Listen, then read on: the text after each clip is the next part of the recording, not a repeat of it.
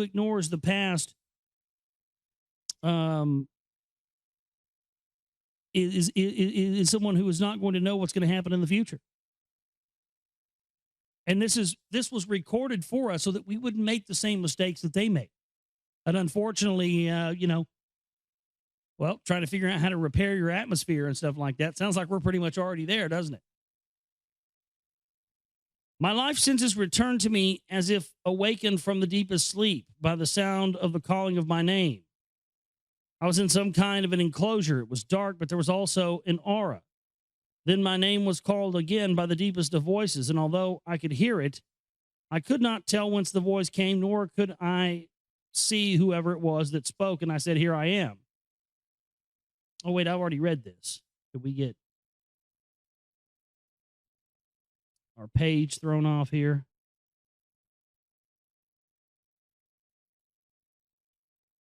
Yeah, I did. Wow. I don't remember what page we left off on. Well, that stinks.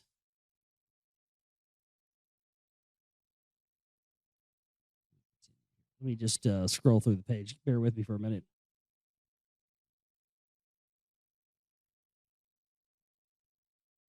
Oh, here we go. Yeah, because this is, yeah, we were way past that.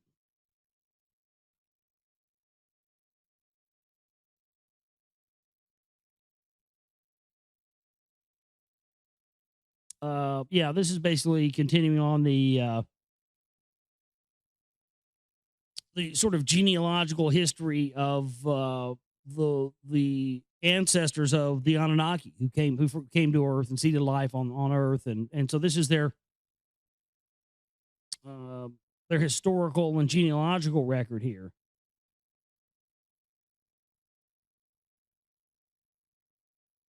Try to see how much of this we read.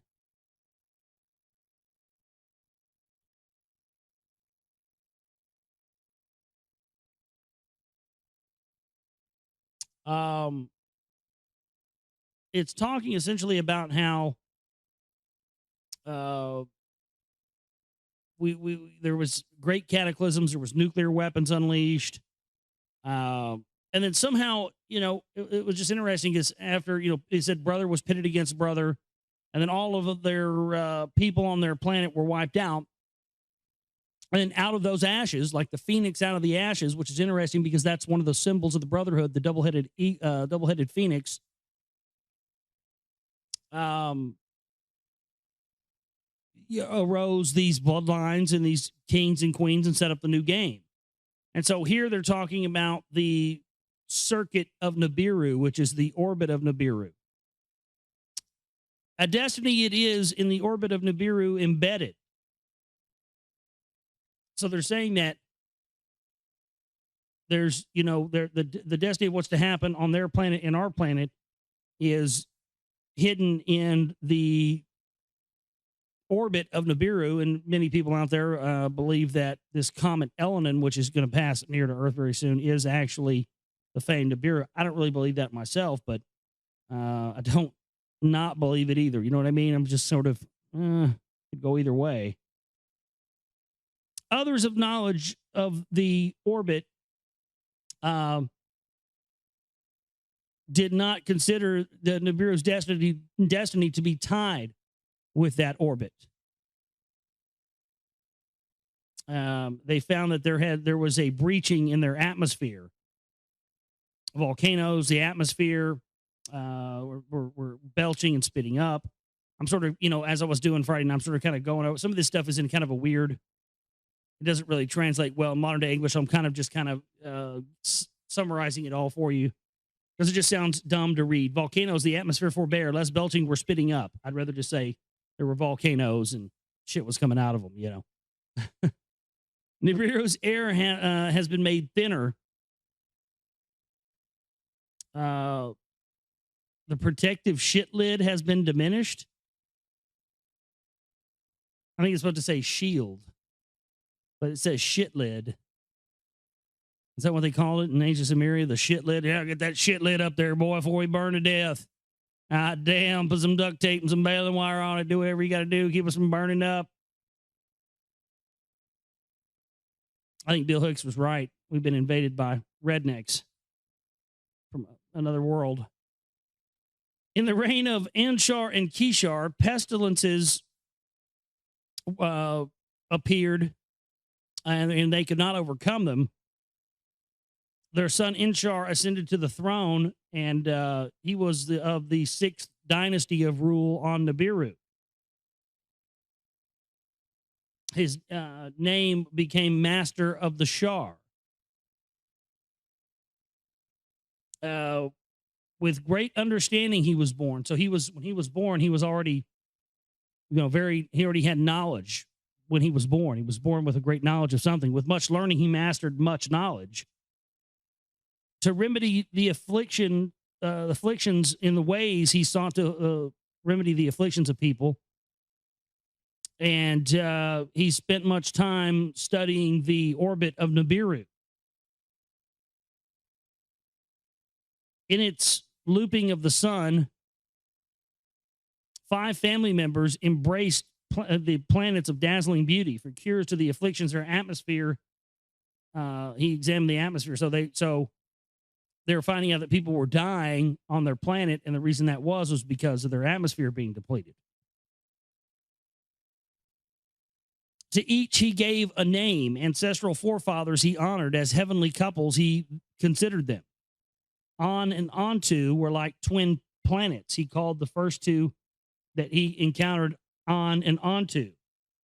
Beyond Nibiru's orbit were Anshar and Kishar, and they were the largest in size.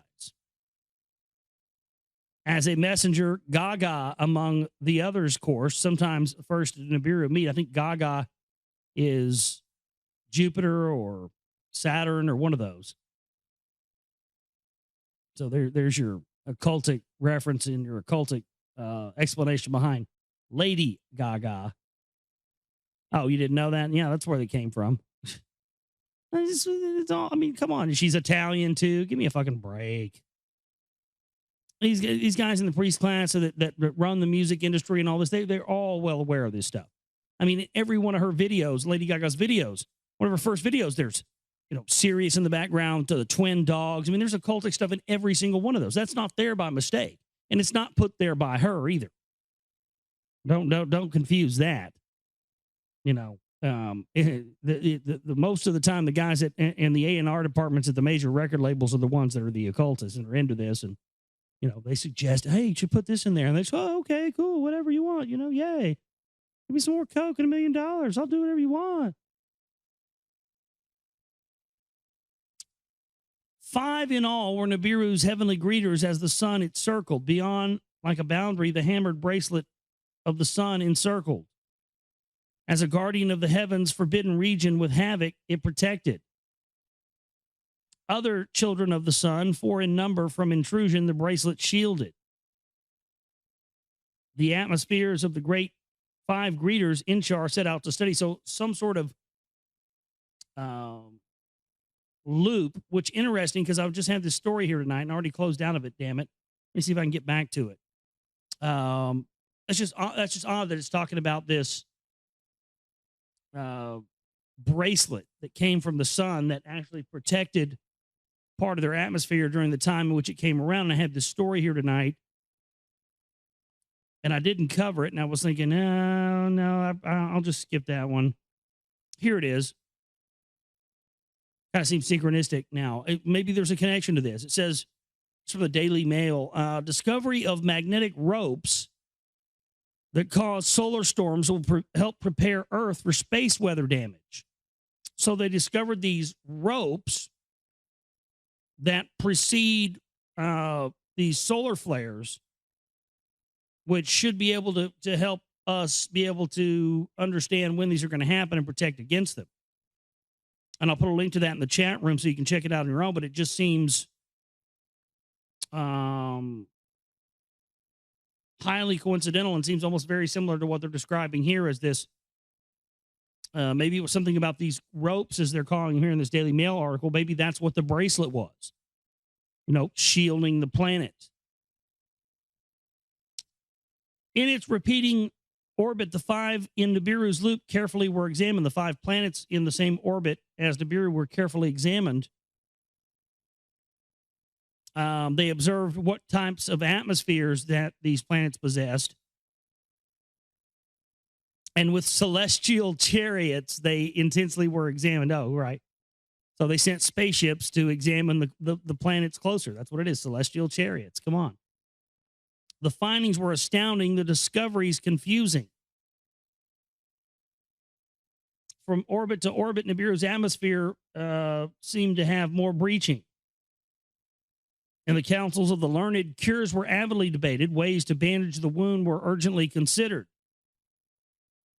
A new shield to embrace the planet was attempted. All that was thrust up back to the ground came down. And the councils of the learned, the belching volcanoes were studied. The atmosphere by belching volcanoes that were created by the volcanoes. God, I'm just trying to figure out a way to say this. The atmosphere by belching volcanoes had been created as wound by their diminished belching had come to be. And it just doesn't, So these volcanoes cause their atmosphere, or one of the causes of their atmosphere to be depleted. And it says here that they basically figured out how to make a new invention that would utilize the volcanoes to basically solve their problem.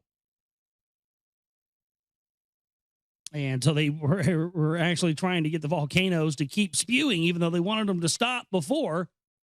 Now they were hoping that the volcanoes would start to spew again because whatever solution they come up with needed that to happen in order for it to work. In the reign of Inshar, the breach in the skies grew bigger. It didn't rain. The wind blew harder. And there was no water that came out of the ground. In the lands, there was an accusation the breasts of mothers were dry. In the palace, there was distress, and an accusation therein took hold, as first his wife, Inshar, a half-sister, did espouse by the law of the seed abiding. Ninshar, she was called, who bears the shars of the lady, a son she did not bear. By a concubine to Inshar, a son was born. The firstborn son he was. By Ninshar, first wife and half-sister, a son was not brought forth. By the law of succession, the concubine's son to the throne ascended. The seventh to reign he was. Du-Uro was his royal name, and the dwelling place fashioned its meaning. In the house of concubines, not in the palace, he was indeed conceived. So he was like, he was like the George Bush of his time, I suppose. The bastard son who ascended to power, the more like the Bill Clinton of his time, huh? Yeah. I don't know if they still know who Bill Clinton's dad was. His mom was a dirty, dirty whore. Damn, man. She fucked so many dudes. They didn't know who the fuck Bill's dad was. I think somebody said it was, that guy from Hee Haw. Junior Samples or some shit like that. I think somebody said Junior Samples was his dad. And somebody at Dilly Plaza told me that one time. As his spouse, a maiden from his youth beloved Duru chose. And, that's interesting. So, Duru, the bastard son who took over power, chose his wife because he loved her, not because she was in the bloodline. Uh-oh. Well, this is interesting, man. This story's starting to get thick. Now we're starting to see why, we need to learn this. This sounds very similar to the history of some of our kings and queens and power structure on earth, doesn't it? Da-Uru was her royal name. She who is by my side was the meaning. Wow, that's kind of a downgrade from, the wife before. What she was like, the one who does something in the sky. This is like, the bitch who stands by my side all the time. Wow, that's just beautiful, man. Wonderful, wonderful poetry there. In the royal court, confusion was rampant. Sons were not heirs. Wives were not half-sisters. In the land, the suffering was increasing. Fields had no abundance. The plants wouldn't grow. And among the people, fertility was diminished. I mean, nobody was getting pregnant means nobody was being born, so their population was diminishing fast. In the palace, fertility was absent. Neither son nor daughter was brought forth.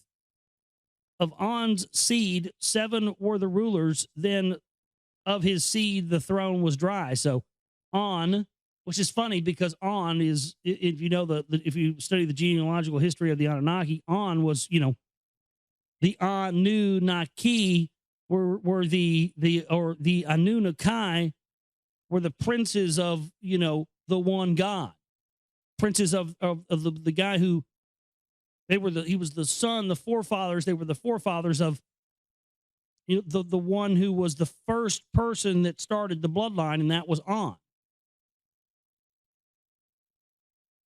And so after 7 of On's bloodlines were the rulers, they no longer had one of On's bloodline in rule. Daru, a child at the palace gateway, was embraced as a son. Duru, in the end, was adopted. His name became Lama, meaning dryness. In the palace, the princes were very mad, and they were complaining to the council of counselors. In the end, Lama ascended the throne. Though not of On's seed, he was the 8th to reign. Now, it's very interesting. He sounds very much like a Akhenaten type character, In the councils of the learned to heal the breach, there were 2 suggestions. One was to use a metal to fix their atmosphere, a metal by the name of gold. On Nibiru, it was greatly rare. Within the hammered bracelet, it was abundant. So the zone, I guess, the hammered bracelet may be very well talking about the asteroid belt. It was the only substance that to the finest powder could be ground up and put in high into the heaven, into the atmosphere, and would stay suspended.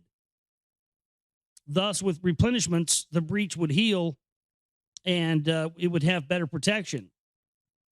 Let the celestial boats be built. Let a celestial fleet fleet the gold to Nibiru bring over. So here they are. They're talking about let's create ships and go somewhere out, on the other side of our solar system and find some gold and bring it back here. Funny, that would just be the one thing our monetary system just happened to be based on, huh? Get us all to mine it. Get us all to build our whole, fight and kill each other for 3,500 years or 3,600 years or however long it is, and then create this power structure, then get everybody to hoard it in one spot. And then when the Anunnaki come back and tell us, pathetic earthlings, bow down to me. We are the Anunnaki and we have returned for our gold. We will take it back to our planet and leave you pathetic earthlings here on the planet to die. Stranger things have happened. Probably what it's going to be, isn't it? Folks, you're going to have to get this gold right now, folks, because Anunnaki want to take the gold away from you, folks. Ted's got a great deal on Jugo for you today, and you need to get it now, because you don't have much time left, folks. The Anunnaki are going to take your gold, folks, and I'm fucking mad about it. Yeah, you'll probably hear that before it's over with. Let weapons of terror be created. Now, we've established from reading William Bramley and reading the rest of this that the weapons of terror they refer to are the nuclear weapons of mass destruction. So they're saying they should, go to this planet or wherever it is and just launch nuclear weapons and blow the shit out of stuff and go in and pick up all the gold. For a decision, Lama was too feeble. What did he know about making that kind of a choice?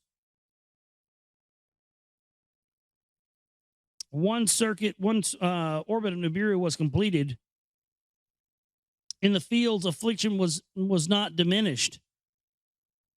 The volcanoes continued belching, and the atmosphere was still not repaired. A third shar passed. A shar is a year. in Nibiru. By the way, it's a marking of or a year or marking of a sort of passage of time. So when they say a third shar passed and a fourth shar passed, that's a notation of time. By the way, still the gold was not obtained in the land. There was still strife. Strife was abundant. There was no food, no water. Everybody in the lands were disjointed. Everybody was accusing each other. Everybody's running around like basically like a chicken with their head cut off, not knowing who to blame, playing the blame game. And there's basically saying, well, then if this is our destiny to die like this, then doing or we can't really do anything about it. In the royal court, the princes were astir. The king's accusations were directed foolishly, unreasoning, and greater calamities instead of a cure he brought forth. From the olden storehouses, weapons were retrieved. A rebellion, there was much speaking. A prince in the royal palace was the first to take up arms. And now they're having civil unrest. And they went up to Lama and attacked him. And they killed Lama, the eighth ruler. Lama is no more. The king is no more, with glee, he announced. To the throne room, Alalu rushed. On the throne, he himself seated. Without right or counsel, a king, he pronounced himself king. In the land, all unity was lost. Some rejoiced the death of Lama, some were saddened by it. Now, this is the account of the kingship of Alalu and of the going to earth. So when this guy, so what's essentially what they're telling us is that this guy Lama died, and this guy Alalu, who just wasn't anybody, basically came in and said, I'm not of the bloodline. I'm just a regular person. I'm taking over. And now that I'm taking over and I'm the new game in town, I'm saying that we're going to Earth and we're going to go get the gold there. So there was no talk of going to Earth and mining Earth. That's interesting. By the power structure of people that existed on the throne in Nibiru, there was no talk of even going to Earth to do this until this usurper came in and basically took over the throne by, sheer brute force. He came in, killed the king, took over and became king and said, we're going to Earth to get the gold to fix this problem. That's very interesting. This is why they say that the Annunaki, the people that came to Earth and did the things that they did and created humans and all this stuff, were pursued from some of the other inhabitants of Nibiru. They were pursued by other Anunnaki. So that kind of clears that up a little bit, doesn't it? So it wasn't that we were even, invaded or genetically manipulated by people who were, of the royal bloodline. These were basically usurpers. We were. That's kind of an unbelievable thing. In the land, the unity was lost, and many people did not like the kingship of this guy Alalu just coming in and saying, "I'm taking over. I'm the new game in town." You can imagine that. Princes were agitated. The counselors were distraught. From father to son, secession from on to the throne continued. Even Lama the eighth, by adoption, a son was proclaimed. Who was Alalu? Was he a legal heir? Was he a firstborn? By what right did he usurp? Was he not a king slayer?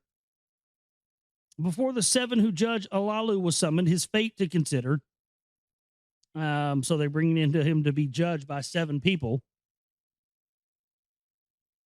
Though through neither legal heir nor son of a firstborn royal seed, he was he. Of Engshargal I am descended, before the judges he claimed, by a concubine. My ancestor was born to him. Elam was his name. By the count of shars, by the count of years, Elam was the firstborn throne to belong to him. So basically, he came in and said, no, I can prove that I am part of this bloodline. So they couldn't really argue with that. The royal annals from the House of Records were brought forth. With much care, they were read on and onto the first royal couple. There were 3 sons and no daughters born to them. The firstborn was Enki. He died on the throne and had no offspring. The middle son in his stead was Anib, and Shargal was his firstborn, and to the throne he ascended. After him, on the throne of kingship by the firstborn did not continue. So it didn't continue on that far. And this goes on and on and on. They're talking about blah, blah. Is he, they're trying to figure out, does he have the right to be king? Is he a usurper? This, that, and the other. Secession must be reconsidered to the assembly, he said. Through neither firstborn nor by the queen of a son of pure seed am I descended. The essence of On in me is preserved, by no concubine diluted. So he's saying, basically, yes, she had, On had, my father had sex with, a person who wasn't of the bloodline, but it didn't dilute it. I'm still part of he's trying to just convince these people that he is one of them through the bloodline so that he can, maintain power. They asked for his name. It is Anu. After my forefather, I named. Now, what's interesting about that? Wow. So this is the story of Anu. So the guy who took over and usurped the throne was Anu, and we know that Anu's sons later on were Enlil and Enki. So Enlil and Enki, who allegedly caused all this havoc on Earth, the flood and genetic manipulation and all this stuff, and seeding mankind with these phony religions,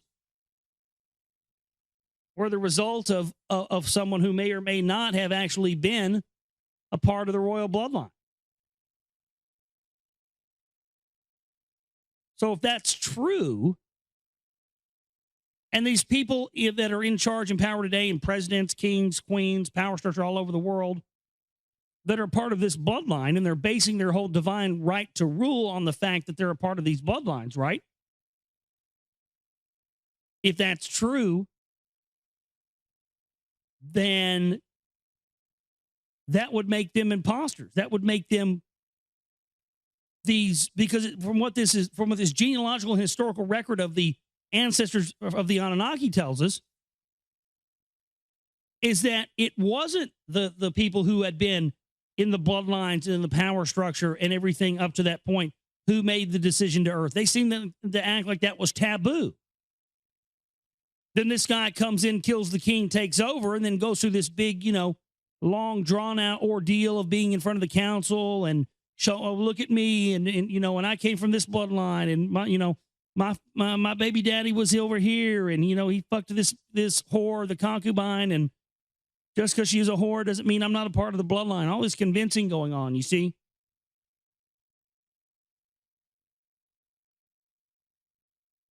So again, that would make this very, very interesting.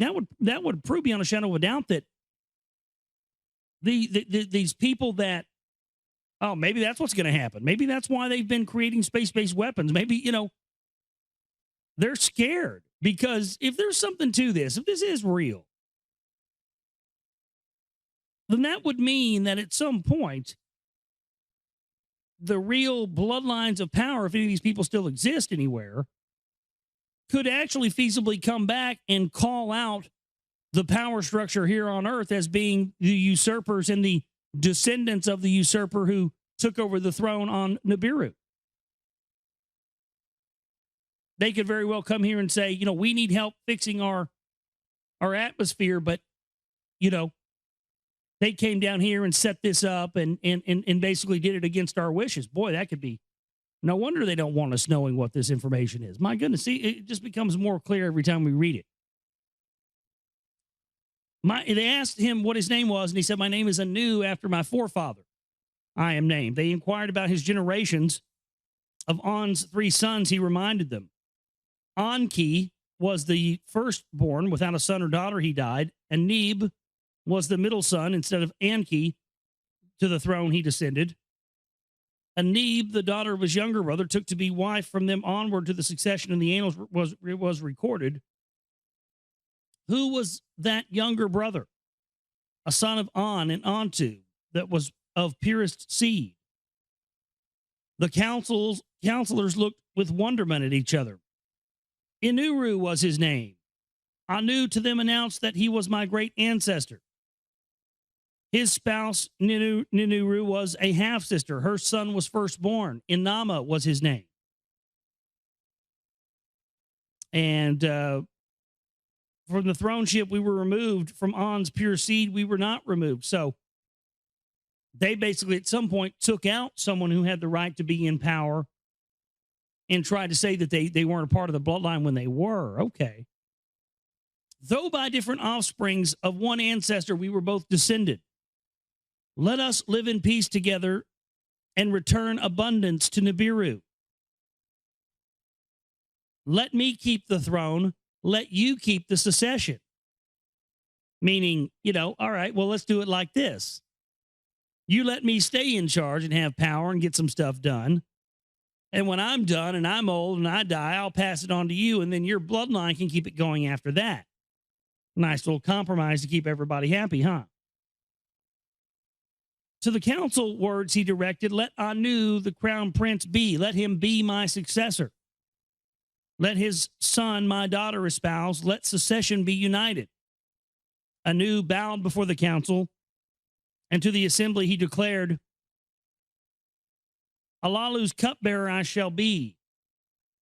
His successor in waiting, a son of mine, a daughter of his as bride, I shall choose.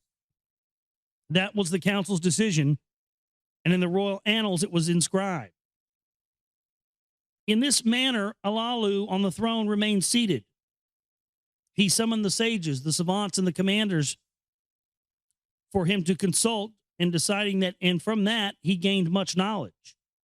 Let celestial boats be constructed to seek the gold in the hammered bracelet, he decided. So again, he usurps the crown, takes over, convinces them, hey, you let me get in here and get some stuff done, and then I'll make sure when I'm done that, we'll still continue the bloodline thing and pass down the power.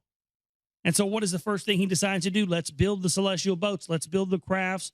Let's go to the hammered bracelet, the area around the earth, and let's get the gold and bring it back here and fix our atmosphere. And their first try was essentially no good. By the hammered bracelets, the boats were crushed. None of them returned. Let the weapons of terror enter the bowels of Nibiru. Let Nibiru be cut open. Let the volcanoes again erupt, he then commanded. So this asshole tries to, build these ships to go and get the gold. It fails. They are destroyed, and then he gets pissed off and unleashes, weather weapons and says, let the volcanoes erupt, unleashes nuclear weapons. With weapons of terror, skyborne chariots were armed with terror missiles from the skies where the volcano struck. Oh, so he sent up the ships and launched nuclear weapons inside of the volcanoes of Nibiru. The mountains swayed, the valleys shuddered as great brilliances with thunder exploded. In the land, there was much rejoicing. Everybody was expecting there was going to be an abundance of food and things were going to get better. And it just continued to get worse. The volcanoes did not increase. The atmosphere did not heal. And it kept going around its orbit, and it kept getting colder and colder on Nibiru. Of rocks and boulders was it together hammered. Like orphans with no mother, they banded together, surging back and forth a bygone destiny they followed. Their doings were loathsome, troubling their ways. Nibiru's probing chariots like preying lions they devoured. So something basically, devoured these spaceships. the precious gold needed for surviving, they refused to dislodge. The chariot of Alalu toward the hammered bracelet was headlong moving. The ferocious builders in close combat to boldly face. So there's definitely a fight going on here. Alalu, the firestones in his chariot more strongly stirred up. That which shows the way, with steady hands he directed. The ominous boulders against the chariot charged forward like an enemy in battle attacking. Toward them, Alalu shot a death-dealing missile from his spaceship. That's literally what it says. This is towards them, Alalu, a death-dealing missile from the chariot let loose. So he shot a missile out of a spaceship. Then another and another against the enemy. The terror weapons he thrust. So he's shooting nukes. This is great. How come nobody's made a sci-fi movie out of this shit yet? Somebody will now that I've said it. Make billions of dollars, and I wish I would have done it. That always happens to me. As frightened warriors, the boulders turned back, a path for Alalu granting. Like by a spell, the hammered bracelet, a doorway to the king had opened. That sounds like a Stargate. So a Stargate opened. In the dark deepness, Alalu, the heavens, he could clearly see. By the bracelet's ferocity, he was not defeated. His mission was not ended. In the distance, the sun's fiery ball was sending forth its brilliance. Welcoming rays towards Alalu, it was emitting. Before it was a red-brown planet on its orbit. The sixth in count of celestial gods it was. Alalu could but glimpse it. On its destined course from Alalu's path, it was quickly moving. Then snow-hued earth appeared. The seventh in the celestial count. So he's getting, he blows up and blows this stuff out of the way, the people that are chasing him. And then, so they're chasing him from Nibiru. He shoots these nuclear weapons, blows them up, and starts making his way towards Earth, presumably to come down and seed us with culture and information and religion and to call himself a god and everything else. Toward the planet, Alalu set his course to a destination most inviting. Smaller than Nibiru was its alluring ball. Weaker than Nibiru was its attracting net, its gravity. Its atmosphere was thinner than Nibiru's, and its clouds were within it swirling. Below, the earth to three regions was divided: snow white at the top and on the bottom, blue and brown in between. Deftly, Alalu spread the chariot's arresting wings around the earth's ball to circle. Again, let's keep in mind this stuff came out of Sumerian clay tablets. You think these people could have just made up perfect descriptions of the earth? It just boggles my mind to people that say that this is hogwash or whatever. I mean, that's 5,000-year-old text. How can you explain that? In the middle region, dry lands and watery oceans he could discern. The beam that penetrates downward he directed, Earth's innards to detect. I have attained it, he ecstatically shouted. So right there he tells you he had a beam that he could shoot down to Earth and determine how much gold was there. That's high technology. I have attained it, ecstatically he shouted.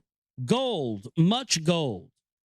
The beam has indicated it was beneath the dark-hued region. In the waters it was, too.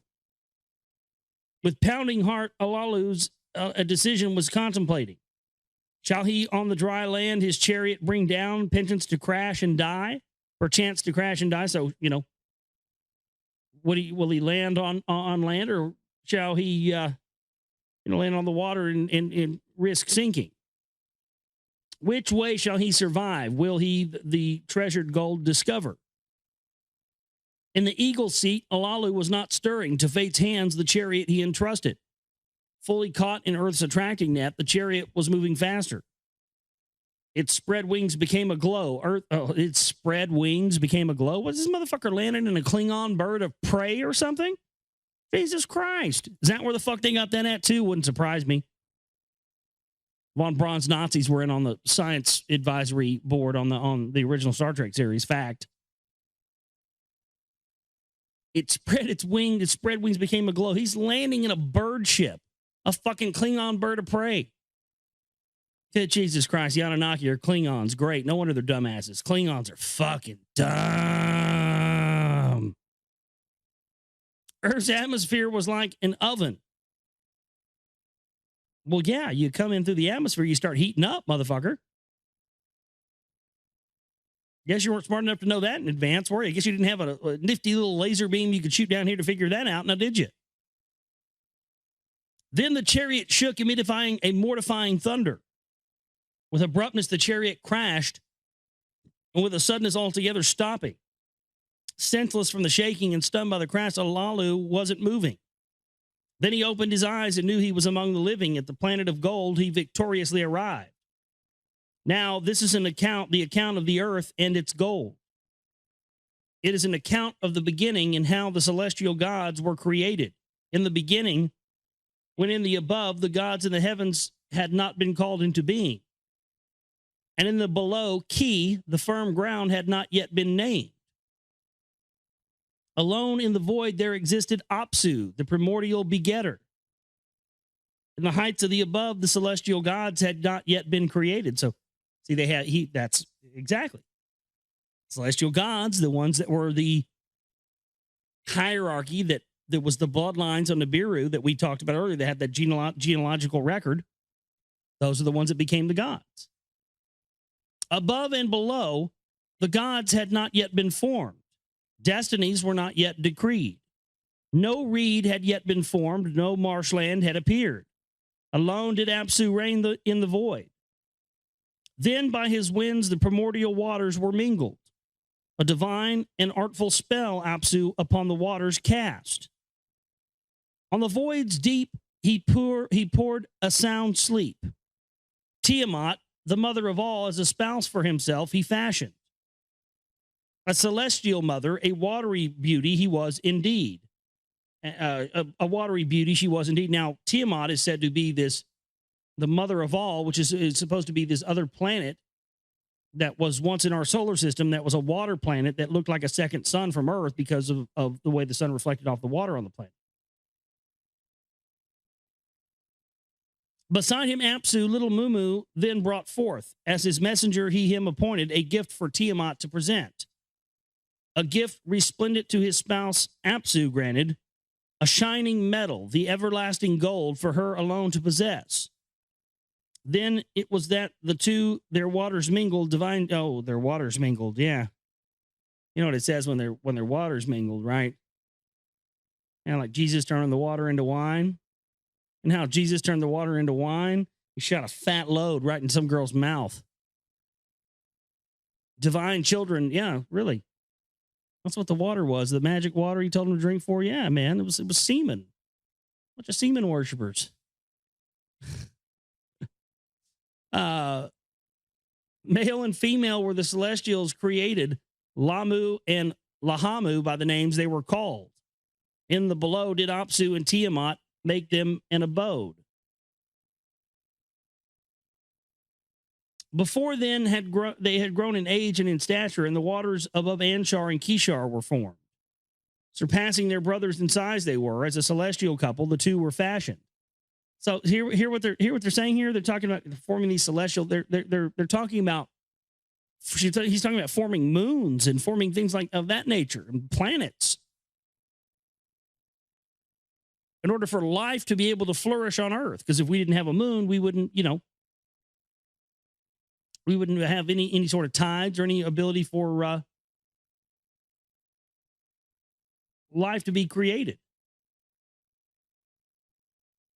A son, On, in the distant heavens was their heir. Then Antu to be his spouse, and as On's equal was brought forth, as a boundary of the upper waters, their abode was made.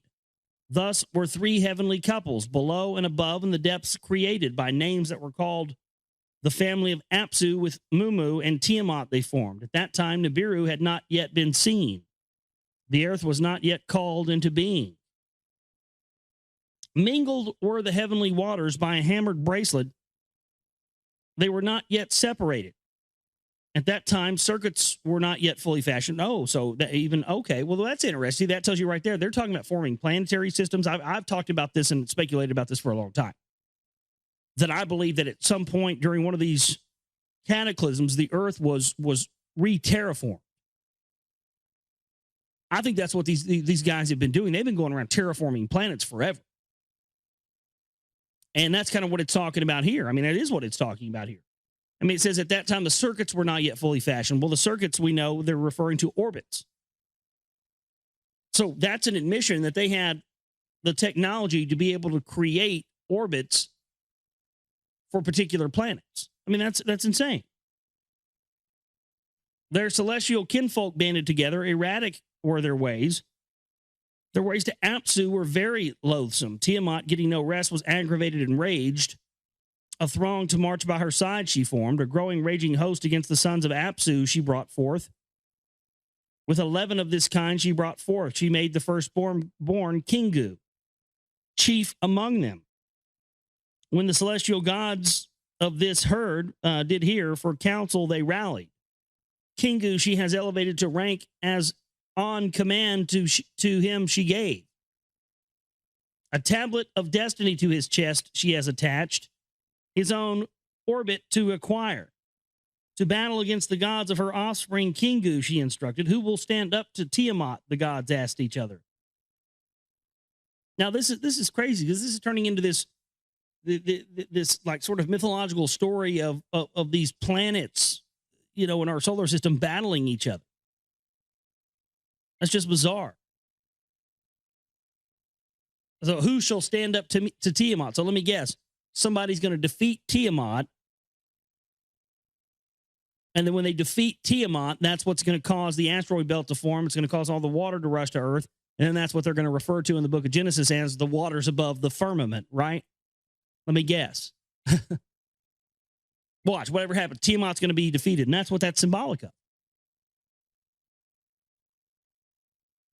None in their orbit stepped forward. None a weapon for battle would bear. At that time, in the heart of the deep, a god was engendered. In a chamber of fates, a place of destinies, he was born. By an artful creator was he fashioned. The son of his own son he was. From the deep where he was engendered, the god from his family in a rushing departed. A gift to his creator, the seed of life, he carried with him. To the void he set his course, a new destiny he was seeking. The first to glimpse the wandering celestial was the ever-watchful Antu. Alluring with his figure a radiance he was beaming. Lordly was his gait, G-A-I-T gait. Exceedingly great was his course. Of all the gods he was the loftiest, surpassing their orbit he was. The first to glimpse him was Antu. Her breast by child never sucked. Her breast by child never sucked. I bet there's an anagram in there, Alice. Come be my son, she called to him. Let me your mother become. She cast her net and made him welcome, and made his course for the purpose suited. Oh, whoa, nice orbit, pulling in something in the orbit there. Her words filled the newcomer's heart with pride. The one who would nurse him made him haughty. His head to double size grew larger. 4 members at his side he sprouted, and his lips, he moved his lips in acceptance. A godly fire from them blazed forth. See, this is talking about, you know, probably Jupiter forming. Toward Antu his course he turned, his face to An soon to show. When An or On saw him, my son, with exultation he shouted. To leadership you shall be consigned. A host by your side will be your servants. Let Nibiru be your name, as crossing forever known. He bowed to Nibiru, turning his face at Nibiru's passage. He spread his net for Nibiru. 4 servants he brought forth. So this is saying that the gods themselves are the planets, and the planets themselves are the gods. As in, they are conscious, and in each of the planets are actually living entities that are conscious. That would have unbelievable implications for our planet and all planets, wouldn't it? But that's what they're saying here. His host by his side to be the south wind, the north wind, the fast wind, and the west wind. With joyful heart on to Anshar, his forebearer, the arrival of Nibiru announced. Anshar, upon hearing this, Gaga, who was by his side as an emissary, sent forth words of wisdom to On to deliver to task Nibiru to assign. He charged Gaga, which I believe is Venus, to give voice to what was in his heart. To On, thus say, Tiamat, she who bore us now detests us. She has set up a warring host. She is furious with rage. Against the gods, her children, 11 warriors, march by her side. Kingu, among them, she elevated. A destiny to his chest she attached without right. No god among us against her venom can stand up. Her host in all of us has established fear. Let Nibiru become our avenger. Let him vanquish Tiamat. Let him save our lives. For him to decree a fate, let him go forth and face our mighty foe. To On, Gaga departed. He bowed before him. The words of Anshar, he repeated. On to Nibiru's forebearers, words repeated. Gaga's message to him, he revealed. To the words, Nibiru with wonder listened. Of the mother who would her children devour, with fascination he heard. His heart, without saying, to set out against Tiamat, he had already prompted. He opened his mouth to On, and Gaga said, if indeed I am to vanquish Tiamat, to save your lives, then convene the gods to assembly and proclaim my destiny to be supreme. Let all the gods agree in council to make me the leader and bow to my command. When Lamu and Lahamu heard this, they cried out with anguish. Strange was the demand, its meaning cannot be fathomed. Thus they said, the gods who decree the fates with each other consulted. To make Nibiru their avenger, they all agreed. To him an exalted fate decreed. From this day on, unchallengeable shall be your commandments. To him they said, no one among us gods shall transgress your bounds. And we're about to pick up, it's about to get into the celestial battle. So I'm going to read this little bit and stop before it gets to the celestial battle. Go, Nibiru, be our avenger. They fashioned for him a princely circuit towards Tiamat, a orbit. They gave Nibiru blessings. They gave Nibiru awesome weapons. Anshar, 3 more winds of Nibiru brought forth, the evil wind, the whirlwind, and the matchless wind. Kishar, with a blazing flame, filled his body, a net to enfold Tiamat there within. Thus, ready for battle, Nibiru toward Tiamat directly set his course. So this is talking about this, the battle of the gods and the gods being planets and what led to that. So we know, as we already know, that Tiamat is going to be destroyed. That becomes the asteroid belt. The water comes rushing down to Earth, covering much of the land on Earth with water. It was already covered with a great deal of water, but that's where the rest of it came in. And that would lead us to the next timeline of them starting to use genetic manipulation and start to use mankind as a slave race. This is fascinating stuff. It's one thing to, already have an idea of this stuff being there, but man, oh man, it's totally different when you really start to look at it in this way. And I'm glad we're reading this. And I'm glad we're starting to get some information on some of these, anagrams and stuff too. Wild stuff there.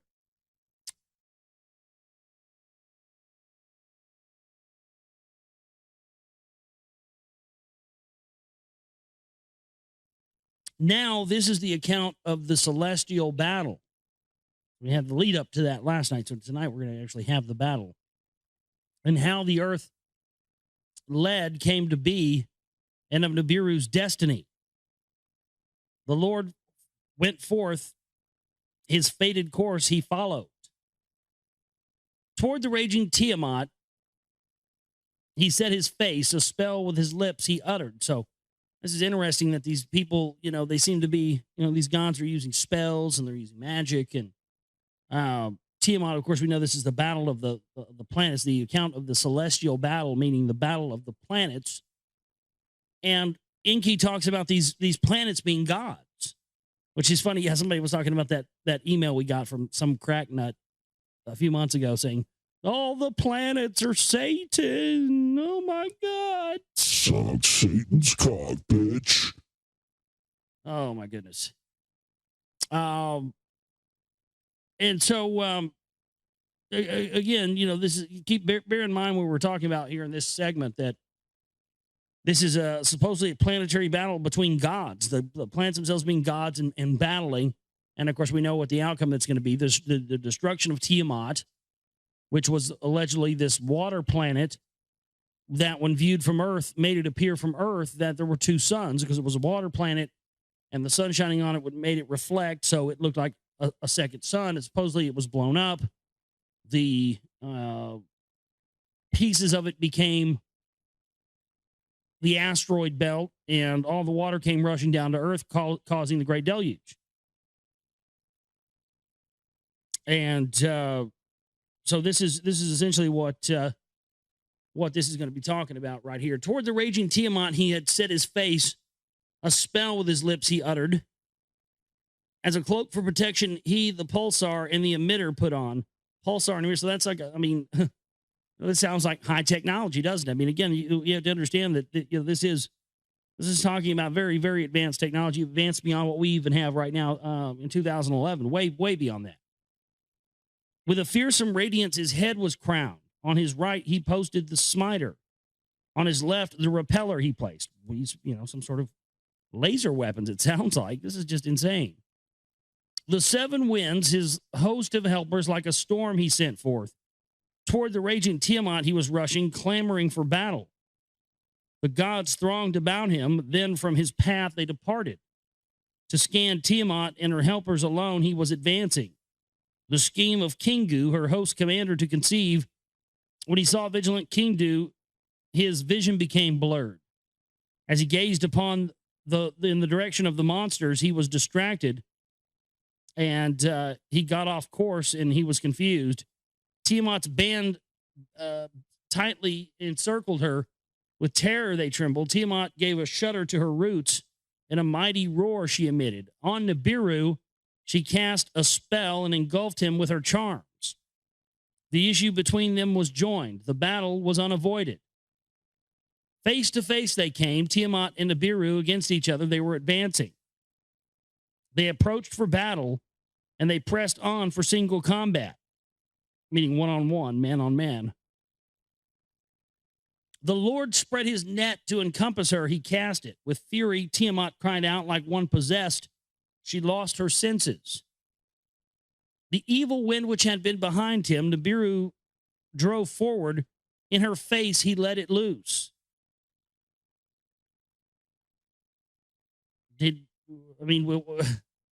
I'm not trying to be sexually dirty or be vulgar here, but I mean, you know what that kind of, what that sounds like, right?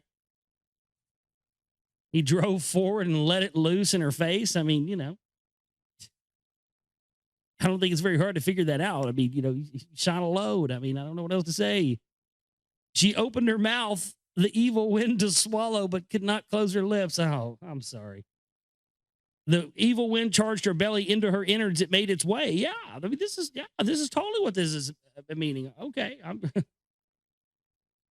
Wow. So this is the ejaculation of the gods into the mouths of the god. This is dirty, man. This is triple X. The FCC would have a major problem with this if this was on terrestrial radio. Nibiru drew forward. Nibiru drove forward. In her face, he let it loose. She opened her mouth, the evil wind to swallow, but could not close her lips. The evil wind charged her belly. Into her innards it made its way. Her innards were howling. Her body was distended.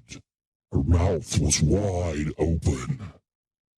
Through the opening, Nibiru shot a brilliant arrow, a lightning most divine. It pierced her innards. Her belly it tore apart. It tore to her womb, and it split apart her heart. Oh, this is good stuff. Mm-hmm. Satan likes to come in every now and again. Having thus subdued her, her life breath he extinguished. The lifeless body surveyed. Like a slaughtered carcass, Tiamat now was. Beside their lifeless mistress, her 11 helpers trembled with terror. In Nibiru's net they were captured, unable to flee. Kingu, who by Tiamat was made the host chief, was among them. The Lord put him into fetters. To his lifeless mistress he bound him. He wrestled from Kingu the tablets of destinies unright. Well, that would mean that, he made Tiamat be in orbit. It didn't get destroyed. That's all. That's kind of odd. Stamped it with his own seal and fastened the destiny to his own chest. The others of Tiamat's band, as captives he bound in his orbit, he ensnared them. So he's making them his planets by ensnaring them in his orbit. He trampled them underfoot and cut them up into pieces. He bound them all to his orbit. To turn around them, he made and to rotate backwards in course. So he made them have a reverse orbit. From the battle of Nibiru, then departed. To the gods who had appointed the victory to announce, he made a orbit around Apsu. To Kishar and Anshar, he journeyed ahead. Gaga came out to greet him as a herald to the others he journeyed. Beyond An and Antu, Nibiru, to the abode in the deep he proceeded. The fate of lifeless Tiamat and of Kingu he then considered. To Tiamat, whom he had subdued, the Lord Nibiru then returned. He made his way to her, paused to view her lifeless body, and to artfully divide the monster in his heart that was planning something. Then, as a muscle into two parts, he split her. Her chest from her lower parts he separated. Her inner channels he cut apart. Her golden veins he beheld with wonder. Trotting upon her hinder part, the Lord, her uppermost part completely severed. The north wind, his helper from his side, he summoned. To thrust away the severed head, the wind he commanded to the void, in the void to place it. Nibiru wind upon Tiamat, then hovered, sweeping upon her gushing waters. Nibiru shot a lightning. To north wind he gave a signal. In a brilliance was Tiamat's upper part to a region unknown carried. With her then bound, Kingu was also exiled. Of the severed part, a companion to be, the hinder part fate Nibiru then considered. As an everlasting trophy of the battle he wished it to be, a constant reminder in the heavens, the place of the battle to enshrine. With his mace, the hinder part, he smashed to bits and pieces, then strung them together as a band to form a hammered bracelet. So is that Saturn?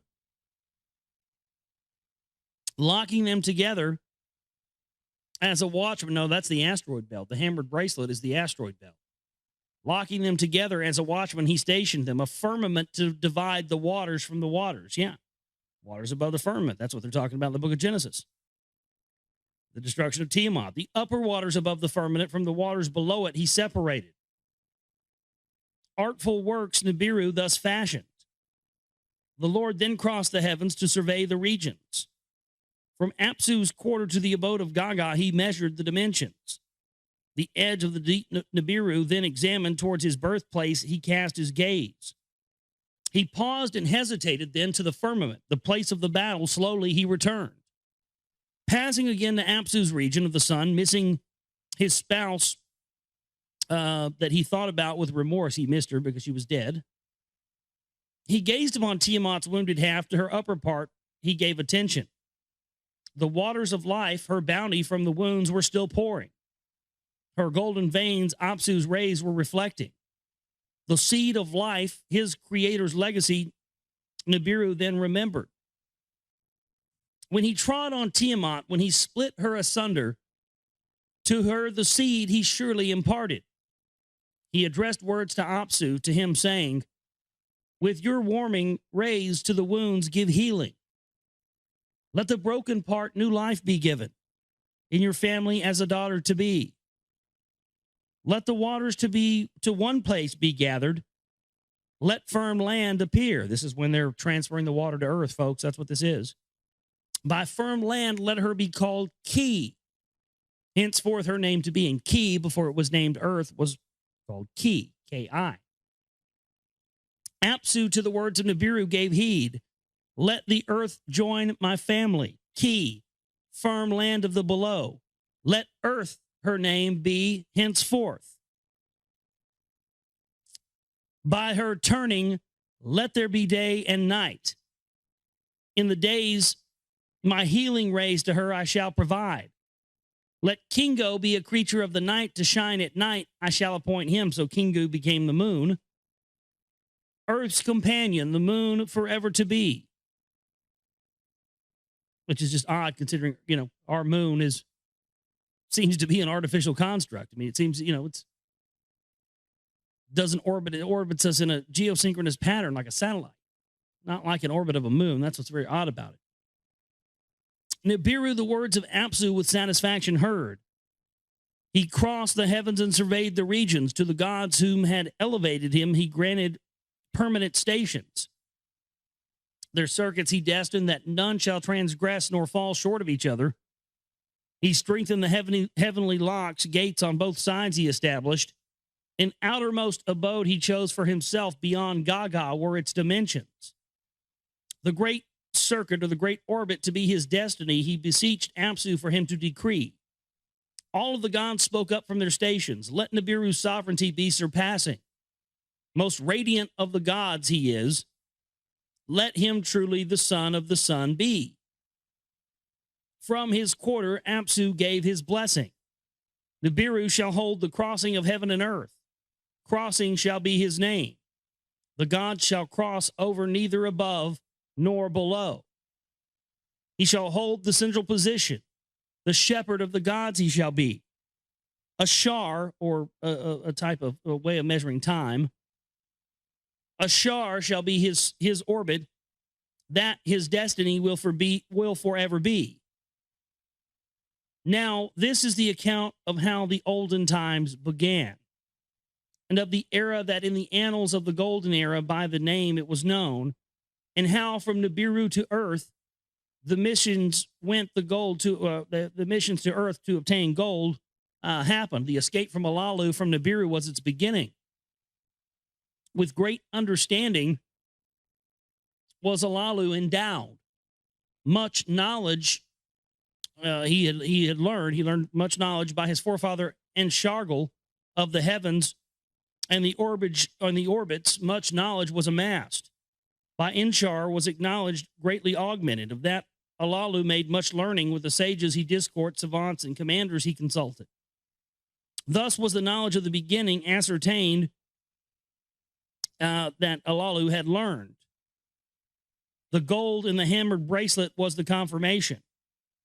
The gold in the hammered bracelet of gold in Tiamat's upper half was the indication. At the planet of gold, Alalu victoriously arrived in a high chariot with thunder crashing. So, a loud spaceship comes crashing down. With a beam, he scanned the place, his whereabouts to discover. So, he there again, Alalu comes down in his ship, his UFO, scans a beam down, and then decides that where he's going to land. The same thing that he did before when he decided there was gold there. He shot a beam down. I mean, this is amazing stuff here. 5,000-year-old text talking about UFOs and shooting beams down. Crazy shit. High chariot on dry land descended. At the edge of extended marshes, it landed. He put on an eagle's helmet, and he put on a fish's suit.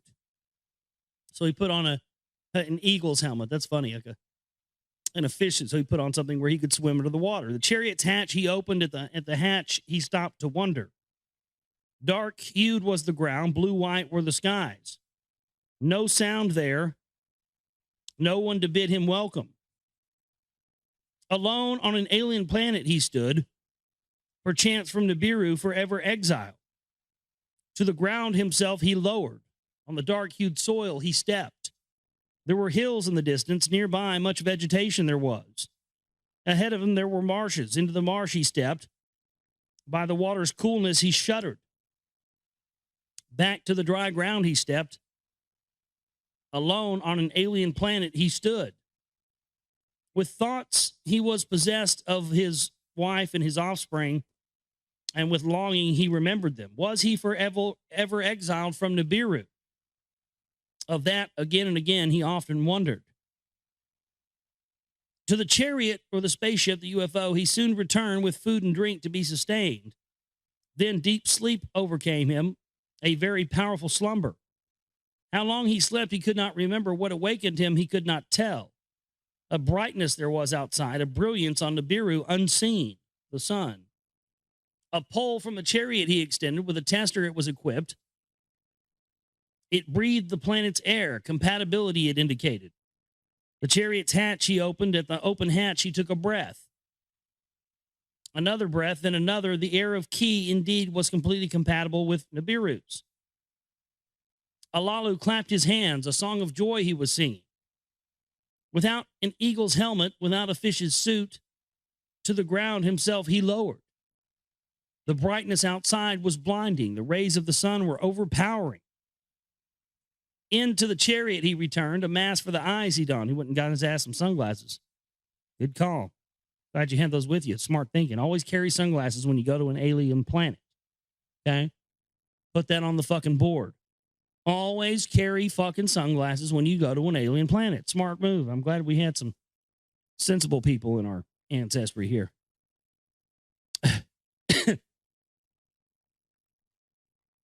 He picked up a weapon that he carried with him, and he picked up a handy sampler. What's a handy sampler? Got a little bit of everything in there. Oh, I got a gun. I got me a laser beam. I got me a tractor beam. I got all kinds of stuff in here, man. To the ground he himself lowered. On the dark-hued soil he stepped. He made his way towards the marshes. Dark green were the waters. By the marsh's edge there were pebbles. Alalu picked up a pebble and thrust it into the marsh. In the marsh, a moving his eyes glimpsed. The waters were filled with fishes. Into the marsh, the sampler he lowered and looked at the murky waters. For drinking the water, it was not fit. Alalu was greatly disappointed. He turned away from the marshes in the direction of the hills he went. He made his way through the vegetation. Bushes gave way to trees. This place was like an orchard. The trees with fruits were laden with fruits. By their sweet smell, they enticed him, and Alalu picked a fruit and put it in his mouth. It was smelled very sweet and tasted very sweet, and he was greatly delighted. Away from the sun's rays, Alalu was walking toward the hills. He set his direction. Among the trees, a wetness under his feet, he sensed, a sign of close-by waters. In the direction of the wetness, he set his course. In the midst of the forest, there was a pond, a pool of silent waters. Into the pond, the sampler he lowered. For drinking, the water was good. Alalu laughed, and unstopping laughter seized him. The air was good. The water was fit for drinking. There was fruit. There were fishes. What more did he need, right? Well, let me go find something I can bang, and we'll be all set. You know, I got food. I got fucking water. I can breathe air. Now I need something to put my dick in. So, you know, that's pretty much where we're going next. Got to be. He's a man, right? He's got his food. He's got his shelter. What's he need next? He needs vagina. And boom, here you go. That's how the human race got here. The end. Thank you very much. Have a good night. Just kidding. Boom, that brings us up to date. That's how we got here. Some dude, you know, with a big ego, crashed on an alien planet, found some food, found some shelter, found breathable air, found something to fuck, and bam. This is how life was created. I don't know, we'll just walk into a classroom and teach that, you know. All right, kids, here we go. We're going to learn about creation and evolution today. Here's how it happened. 5,000 years ago, an alien, drunk-ass, horny, egotistical alien crashed on Earth. He missed his wife and his kids. Mostly he missed his wife because he couldn't get any poontang. And, you know, he found some fucking fruits and berries and some water and some breathable air. I was like, this is badass. Now I got to get my dick wet. And that about brings us up to date, kids. We'll have a quiz on this on Friday. Be sure and tell your parents what we learned today, okay? You guys be safe. Thanks. So, yeah, this guy's like, you know, living it up. Now I got to go. I just need to find something to have sex with. The daughters of man That's what he's going to have sex with. Yes. With eagerness, Alalu bent down. Together, he cupped his hands and put the water in his mouth. It had a different taste from the water of Nibiru. Once more, he drank, and then with fright, he jumped. A hissing sound he could hear. A slithering body by the poolside. That was a fucking snake, dude. We got snakes down here on this planet. All that technology and laser beams and, you know, shooting beams down to see where the gold is and shooting beams down to see where the optimum landing spot is. All that fucking technology couldn't save you from a fucking water snake. Now, could it? I mean, you know, that really, it's funny because that's what, you know, that sort of seems like what the elite do, what the New World Order does. It's that kind of shit, you know? You guys can pull off all these operations, but you got a fucking brain between you. It's just, didn't count on that fucking snake, did you, Bubba? He seized the weapon that he carried and blasted it away. Oh, you pussy. Shot the snake with a fucking laser beam. The moving stopped. The hissing was ended. To examine the danger, Alalu stepped forward. The slithered body lay still. Dead was the creature, a sight most strange, like a rope its long body was, without hands or feet. Fierce eyes were in its small head. Out of its mouth, a long tongue was sticking. Fucking snake, dude. A sight on Nibiru never beheld it was, a creature of another world. Was it the orchid's guardian? Alalu by himself pondered. Was it the water's master himself, he asked. In his carried flask, he collected some water and made his way back to his flying saucer. The sweet fruits he also picked and took them back to the flying saucer as well.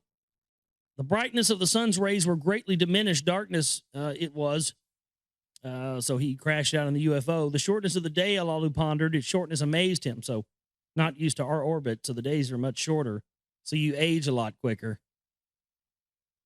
From the direction of the marshes, a cool lightness on the horizon was rising. A white-hued ball in the heavens was rising. Kingu, the Earth's companion, he now beheld. What in the accounts of the beginning his eyes, the truth could now see?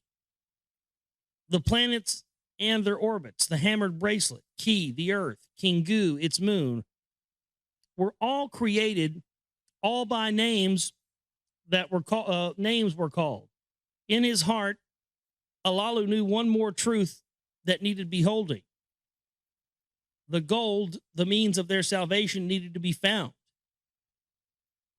If truth be in the beginning tales, if by the waters the golden veins of Tiamat were washed, in the waters of Ki, its cut off half, gold must be found.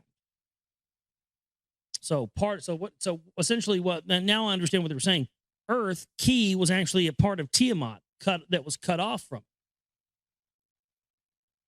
Very interesting. That's not really what you hear oftentimes in the research community and stuff. Very, very interesting stuff. With hands unsteady, Alalu, the tester, dismantled the chariot's pole. With trembling hands, he donned the fish suit. The fast arriving daylight eagerly awaited him. He left the chariot, the UFO, at daybreak and quickly stepped into the marshes. Into the deeper waters he waded. Into the tester, into the waters he inserted. Its illuminated face he eagerly watched. In his chest, his heart was pounding. I mean, it's funny. Its illuminated face literally is describing this, device having a screen on it. You're gonna sit here and tell me some guy 5,000 years ago in Samaria just made that up? I mean, if you don't believe anything else, I mean, the idea that he's, looking at an illuminated face of this tester, wondering what it's going to tell him. I mean, that's a screen. How did that guy, a scribe, know to describe a fucking LCD screen or a display screen 5,000 years ago? I mean, that question alone, out of all of this, should have everybody in the scientific community wondering what's going on here. Its illuminated face he eagerly watched. In his chest, his heart was pounding. The water's contents was indicated by the tester, by symbols and numbers, its findings disclosed. So right there, he's looking at a screen. Then Alalu's heartbeat stopped. There is gold in the waters. the tester was telling him. Unsteady on his legs, Alalu stepped forward deeper into the marsh as he made his way. Again, the tester into the waters he inserted, and again, the tester announced that he had found gold. A cry of triumph from Alalu's throat emanated. Nibiru's fate in his hands was now in his hands. He made his way back to the UFO. He took off the fish suit and occupied the commander's seat. The tablets of destinies that knows all orbits he enlivened to Nibiru's orbit to find the direction. The speaker of words he stirred up toward Nibiru the words to carry. Then to Nibiru words he uttered. Thus he was saying, the words of the great Alalu to Anu on Nibiru are directed. On another world am I. The gold of salvation I have found. The fate of Nibiru is in my hands. To my conditions you must give heed. So right there, he's basically blackmailing them. He's saying, you know, I found it. I found the gold. I found what can save our planet. How badly do you want it? Because if you want me to come back and save our planet, then you're going to have to, you know, when I come back and bring it, I'm king and I get to be in charge. And, you know, because, hey, I'm the one doing the hard work, all the work, right? So that's the end of the second tablet of the Lost Book of Enki. And tomorrow on the show, we'll get into the third tablet. Well, the synopsis of the third tablet, which is coming up next. And then obviously the third tablet after that. So I guess next we're going to be getting into him finding, you know, the daughters of man and getting his groove on and doing a little, you know, genetic crossbreeding to create slaves to hunt, to mine the gold. Fascinating stuff here. Lost Book of Enki. Again, you know, I don't always read everything that I read, and all this stuff I always agree with. I'm not reading this because I endorse it or I agree with it. I'm just reading it because it's highly interesting, and we are, I think, by reading it like this and sort of dissecting it and going through it day by day and page by page, I think it gives us all, myself included, you, more of an opportunity for us to decide for ourselves what's bullshit and what's not, instead of somebody just telling us, oh, you know, Zecharia Sitchin, he's, you know, CIA, and yeah, he was, blah, blah, whatever, but still, let's decide that for ourselves. Let's go through this. Let's see if we can get anything out of it. We'll call what's bullshit, and we'll take the rest and go about our own merry way. We don't have to fucking buy into anything or support, you know, this clown or his ideology or what he stood for or anything else, but the fact of the matter is the reason why we've been told not to look at this is because this is indeed what mankind is supposed to know, so we don't repeat those same vicious cycles. And with the knowledge of this stuff, mankind would know that this happened in the past and this is where we're heading, and we would pull ourselves out of that before we had a chance. That's why they will not let us have this info. And that, again, is why the whole, you know, operation of the phony controlled patriot movement, truth movement was set up. Because they knew when people started looking forward towards conspiratorial topics, they'd eventually get into this stuff. But that's why you hear Alex Jones, oh, folks, that stuff's a distraction. Talk about the bankers, folks. Just quacking it up, running block, being the cock block for the priest class. Keep on doing it, Bubba. You know, people are awake now. A lot more people have figured this out. And that, to me, like I talked about last night, that's the fight. You know, that's what we got to do. We got to continue to try to get this information out to people and let them know that what these elite and these priest class bozos are hiding at the very top is they're hiding our birthright. They're hiding our information. They're you know, giving us these phony things like, you know, the phony state of Israel and, you know, telling us that these people over here are the Semites when it's not actually them, and they're going and killing the other people that are actually the bloodline descendants of these ancient civilizations. I mean, it's just insane. But it's all happening because of our sheer lack of knowledge of things that we've never been allowed to know. If we had a history of what had happened on other planets where possibly our forebears came from, and that they had gone down the same route we did, we might see that and go, oh, man, they fucked up. We don't want to go that route. We got to change things. If we were to do that, there'd be no more New World Order. There'd be no more power structure. So you see, this is why this is important. That's why I implore you to look at this information and, as usual, decide about it for yourself.